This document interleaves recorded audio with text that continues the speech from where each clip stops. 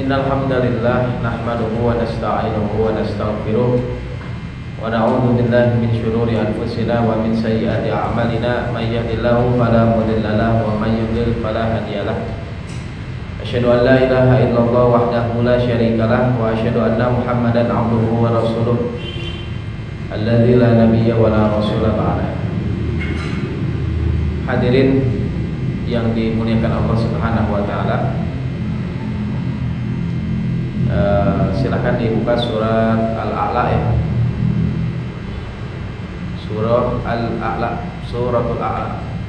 Sebelum kita masuk pembahasan, kita baca terlebih dahulu ya. Suratul A'la, surat ke-87.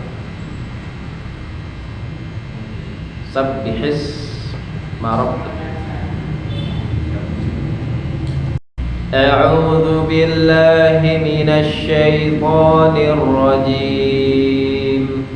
Bismillahirrahmanirrahim. Sabbihisma rabbikal a'la. Alladzi khalaqa fasawwa walladzi qaddara fahada. A'la, sawwa, hada yang dibacanya dua harokat, tidak boleh terlalu panjang. Rabbikal a'la, cukup dua harokat, tidak a'la panjang baik. Fasawwa, cukup, jangan fasawwa, karena ini hukumnya matobi. Dan kita masuk ke pembahasan suratul A'la ya, surah yang mulia yang diturunkan Allah Subhanahu wa taala.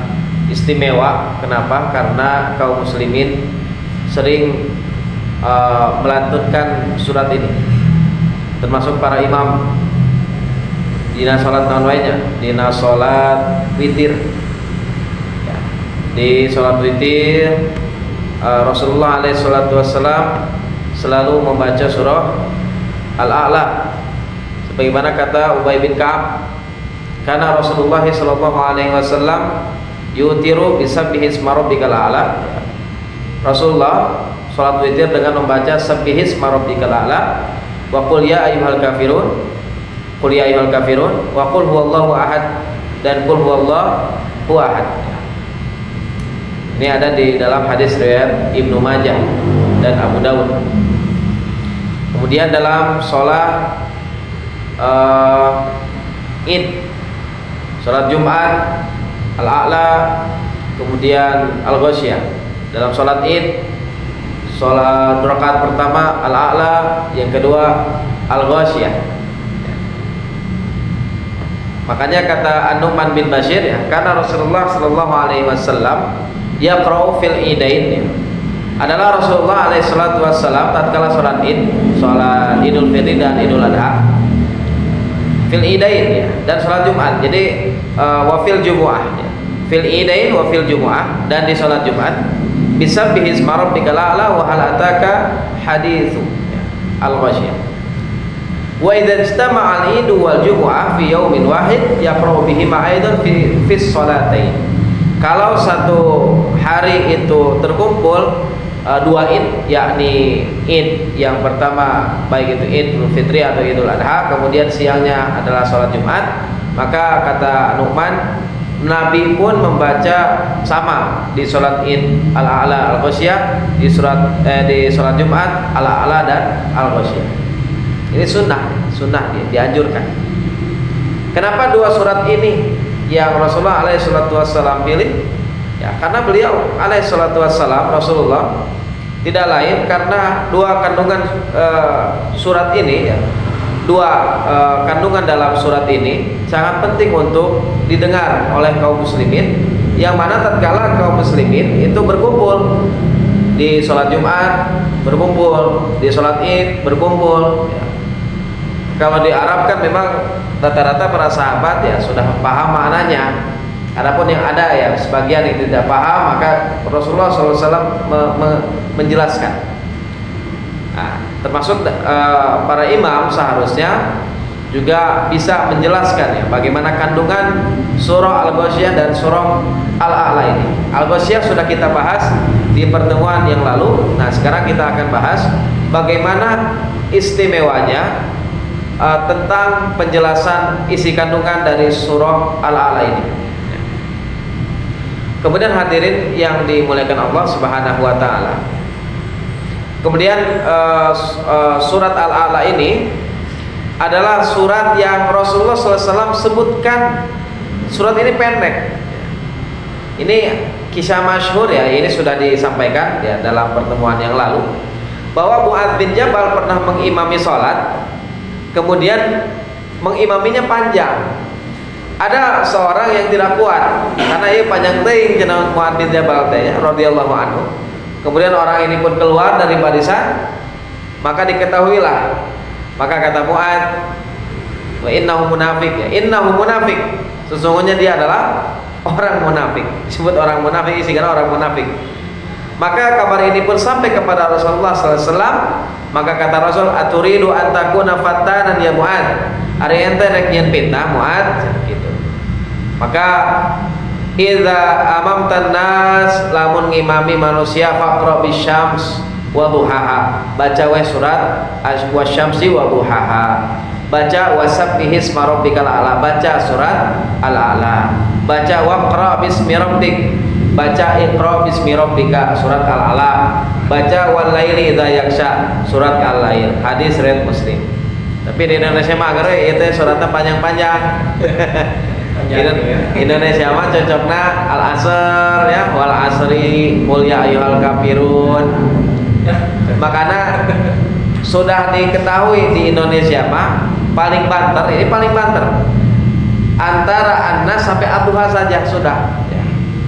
Mungkin minus Al-Bayyinah ya, Al-Bayyinah tidak disertakan karena Al-Bayyinah kan ada di tengah-tengah itu. Makanya kalau sudah Ad-Duha ke sana, Al-Lail, Asy-Syams gitu ya, di Indonesia ini kepanjangan, mereka akan merasa panjang teuing cenah ya. Satu rakaat bacanya Al-Lail. Padahal kata Rasul ini pendek. Nah, dalam hadis ini pun para imam hendaknya memperhatikan kondisi makmum. Tidak boleh imam itu sesuka hatinya ya, mentang-mentang hafalannya banyak, mentang-mentang dia sudah hafid misalkan, dia murojaah di sholat fardu ya. Ketika dia imami orang-orang, maka ini kesalahan ya, keliru. Maka di mana tempatnya murojaah? Tempatnya murojaah itu di rumah. Tempatnya murojaah itu di sholat tahajud. Dia sendiri munfarid. Ya. Kalau ketika mengimami makmum secara berjamaah, maka tidak diperkenankan baca surat-surat yang panjang. Ya.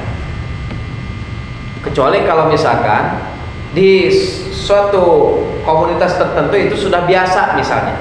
Para makmumnya sudah biasa, imamnya sudah biasa, bahkan dipilih ya, seperti di Masjidil Haram. Ya, sholat tarawih kan panjang ya, 3 jam sampai 4 jam. Ya. Bahkan di setiap qiyamul Ramadan di pesantren-pesantren ada yang menamatkan satu tarawih itu 1 juz, 2 juz, 3 juz ya. Ada ya. Karena itu sudah biasa. Makmumnya sudah biasa. Ya. Hadirin rahimani wa rahimakumullah. Nah, kemudian ketika kita bicara ya sedikit saja ini tentang wawasan, ini surat Al-A'la ini diturunkan di Mekah atau Madinah. Ini terjadi khilaf ya di antara para ulama. Yang pertama, bahwa surat Al-A'la ini adalah surat Madaniyah, surat yang diturunkan di Madinah. Kenapa? Karena di sini ada kata tazakka. Qad aflaha man tazakka wa dzakara isma rabbih fasalla. Di sini ada kata tazakka, yakni zakat ya, menyucikan diri, membersihkan diri. Kemudian sholat, fasalla. Nah, syariat zakat, syariat sholat ini adanya di mana? Di Madinah. Ya. Zakatul fitr, sholat id, ya, tidak disyariatkan kecuali di Madinah. Makanya para ulama bilang ini adalah surat Madaniyah. Namun jumhur ulama ahli tafsir mengatakan ini surat Makkiyah. Kenapa? Karena di antara para sahabat yang Rasulullah utus pertama kali untuk ke Madinah, di antaranya adalah Mus'ab bin Umair dan Ummi Maktum. Kenapa beliau utus 2 orang ini? Karena 2 orang ini yang dipandang layak untuk mengajarkan Quran. Apa yang diajarkan oleh Mus'ab bin Umair dan Ibnu Ummi Maktum ya, yang diajarkan itu adalah diantaranya surat Al-A'la ya, surat Al-A'la, yakni sabbihis marabbikal a'la ya. Hadirin rahimani wa rahimakumullah. Maka dalil ini yang menyatakan ya, bahwa orang-orang Madinah ketika Rasulullah SAW datang ke Madinah ya, orang-orang bersorak-sorak ya, bergembira karena Rasulullah SAW sudah datang, sampai mereka membaca surat Sabbihis marabbikal a'la. Ini dalil bahwa sebelum Rasulullah tiba di Madinah mereka sudah hafal surat Al-A'la. Maka pami ayah hilap ya biasanya thoriqatul jam'i ya, digabungkan. Bagaimana ya? Sebagian ulama menggabungkan dua pendapat, yakni di dalam surat Al-A'la ini sebagian adalah surat Makkiyah, sebagian adalah surat Madaniyah. Jadi bisa dalam satu surat itu sebagian Makkiyah, sebagian Madaniyah. Nah, ini lebih rincinya itu ada ya dalam kitab-kitab ulumul Quran ya, yang ditulis ya diantaranya oleh Al-Imam As-Suyuti ya dalam Al-Itqan fi Ulumil Quran.